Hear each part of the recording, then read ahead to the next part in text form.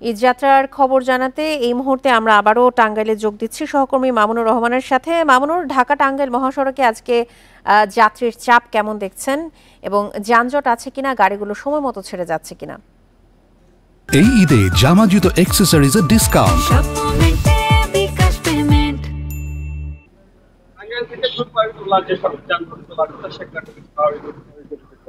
স্বস্তির কথা বলি, আমরা কিন্তু এখন পর্যন্ত এই মহাসড়কে স্বস্তি নিয়ে মানুষদেরকে যেতে দেখছি। অর্থাৎ মহাসড়কে কোথাও গাড়ির যানজট বা গাড়ির দীর্ঘসূত্রিতা বা গাড়ির লম্বা লাইন, তার কোনো কিছুই কিন্তু আমরা এখন পর্যন্ত দেখিনি। অনেকটা নির্বিঘ্নেই যাচ্ছে।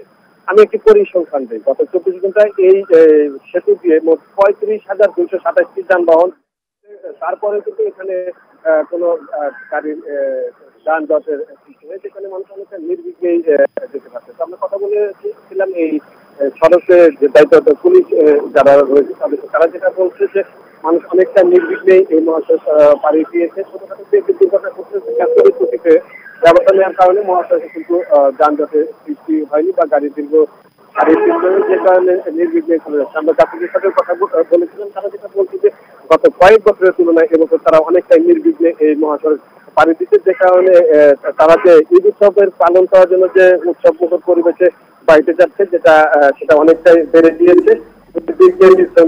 তারা এই তাদের গন্তব্যে যাচ্ছে।